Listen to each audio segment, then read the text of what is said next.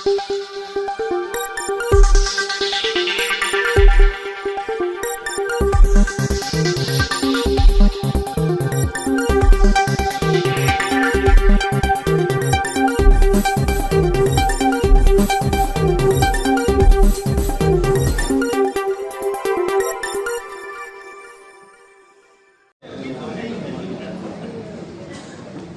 पहले आप सभी को प्रणाम और चरण स्पर्श।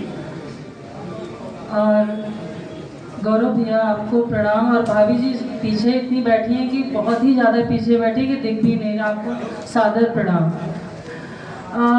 आज मैं सबसे पहले बोलना चाहूँगी कि सबसे पहले करुणा भैया का फ़ोन आया और कह रहे हैं कि वो यहाँ पे मतलब कि रिटायरमेंट का है और आपको आना है अतिथि के।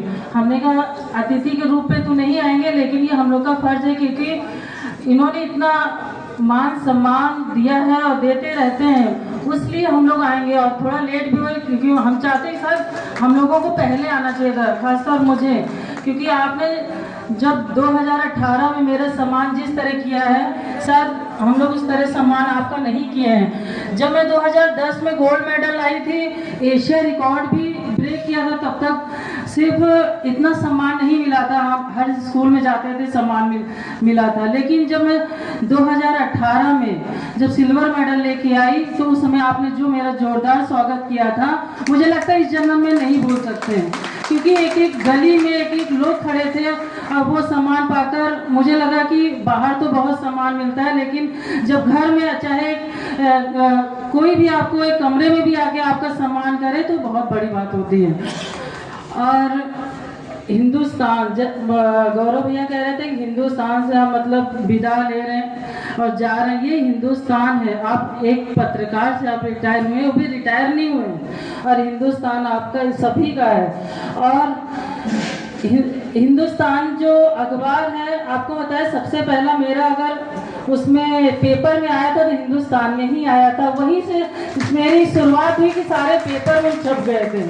और उस शुरुआत का है कि अनिल मिश्रा भैया बैठे हैं यहाँ पे।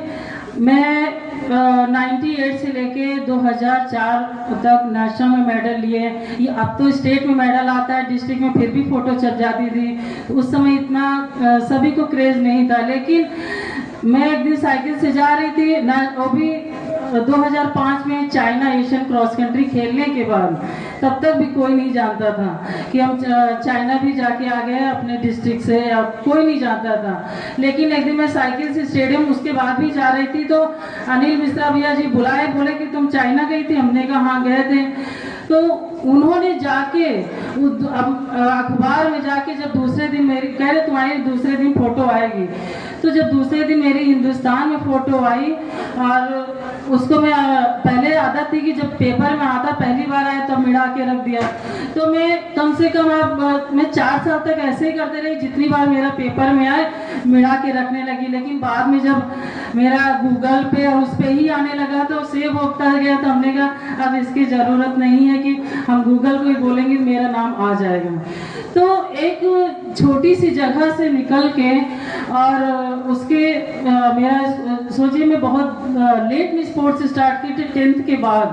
और जब मेरा 10th चल रहा था उसी समय ये स्पोर्ट्स का बता दिया कि आपकी बच्ची जो कोच थे कि आपकी बच्ची स्पोर्ट्स करना चाहती, तो कोई माँ बाप नहीं चाहेगा कि 10th चल रहा है, बोर्ड पेपर चल रहा है और कोई उसमें आके बोल दे कि खेल कूद आपको ये खेल करना चाहती, तो कोई भी नहीं मानेगा। इसमें हमारी जो मैडम है जो स्पोर्ट्स टीचर थी उस समय की 1995 की, उस समय से मैडम ही एक ऐसी थी कि खो खो हो जाए, कबड्डी हो जाए, किसी में सिलेक्शन नहीं मिले तो मैडम बाद में मुझे रनिंग में, मैं खो खो में भी नेशनल खेल के आई हूँ, लेकिन एथलेटिक्स में बाद में मैडम ने मुझे चांस दिया।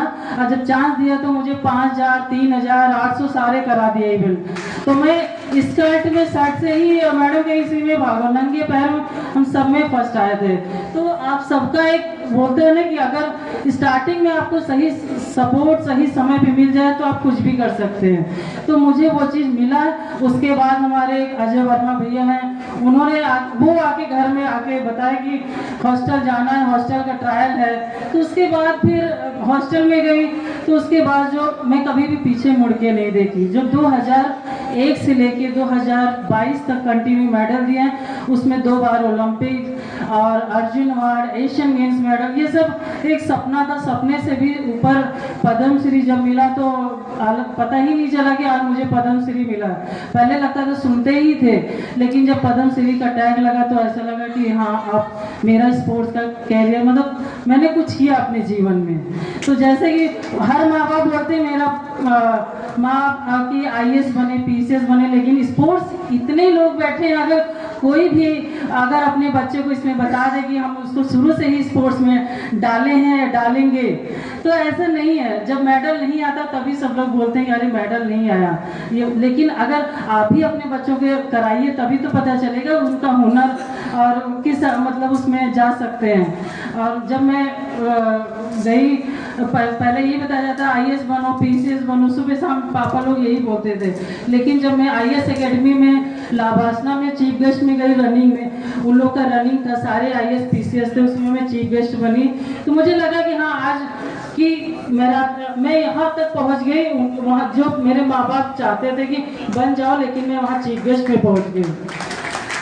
और गौरव दादा आपका तो बात ही अलग है। आपको मुझे लगता है 2013 से हम लोग ज़्यादा ही मतलब क्लोज हुए थे। उस समय से आप हमेशा, चाहे एक छोटी भी हमारी स्पोर्ट्स की खबर होती थी, आप उसको आधे पन्ने में कर देते थे। पहले उसके बाद तो दैनिक जागरण, सारे पेपर में सपोर्ट किया। ये हम नहीं बोल सकते कि किसी नहीं, लेकिन जो एक पहला होता है ना, जो पहला आपका सपोर्ट करता है, उसको हमेशा याद रखना चाहिए। जैसे एक मेरी मैडम है, उस समय की मेरी प्रिंसिपल है, मैं उनको हमेशा प्रणाम करती हूँ कि इन लोगों की वजह से उसमें शक्ति इतनी थी कि शक्ति की वजह से अनुशासन था कि जो यहाँ तक पहुँचे हम लोग। तो आपकी जो दूसरी पारी आप बताया ही है, आपको कल ही बताया था कि भैया हम लोग को रायबरेली रन कराना है, मैराथन करानी, क्योंकि हम अकेले भी आके कुछ नहीं कर सकते, सबका सपोर्ट चाहिए, सब लोग इसमें इन्वॉल्व हो। एक ऐसा नाम नहीं कि सुधा सिंह मैराथन करा रहे हैं, ऐसा होना चाहिए सब लोग मिलके एक मैराथन करा रहे हैं, पूरे रायबरेली के लोग मिलकर रन करा रहे हैं। और उसमें हम लोग तय किए जैसे 10 किलोमीटर होगा, और हम 10 मैराथन होगी, क्योंकि 21 किलोमीटर नहीं 10 किलोमीटर तो कराएंगे। उसके बाद जो हम लोग 3 किलोमीटर 2 किलोमीटर, उसमें है कि जो पार्टिसिपेट्स करेगा, क्योंकि हमेशा कुछ पार्टिसिपेट्स कर लिए चले जाते हैं, लेकिन हम लोग ने प्लान किया कि जो पार्टिसिपेट्स जो फिनिश करेंगे, हम लोग एक उनका फिनिशर का एक मेडल बनाएंगे, और उनकी लगे कि हाँ हमने रायबरेली रन किया और हम फिनिश किए हैं तो हमें मेडल मिला है। ऐसा फर्स्ट सेकंड थर्ड को तो हम देंगे ही, लेकिन जो रेस फिनिश करेगा हम सबको सम्मानित करेंगे, और उसमें आप सभी लोग का सहयोग है, उसको हम लोग करेंगे। और बस आप सब लोग आशीर्वाद दीजिए कि हम लोग और ऊंचाई तक पहुंचते रहें। बिना आशीर्वाद के तो कुछ भी नहीं, भगवान का तो आशीर्वाद रहता है, लेकिन बड़ों का बहुत भी जरूरी है। धन्यवाद। एक बार जोरदार तालियां होनी चाहिए सभी युवाओं के लिए, खेल प्रेमियों के लिए। आदर्श करना चाहते हैं पद्मश्री सुधा सिंह जी। धन्यवाद सुधा जी। अब मैं आमंत्रित करता हूं इस आयोजन के अंतिम वक्ता के रूप में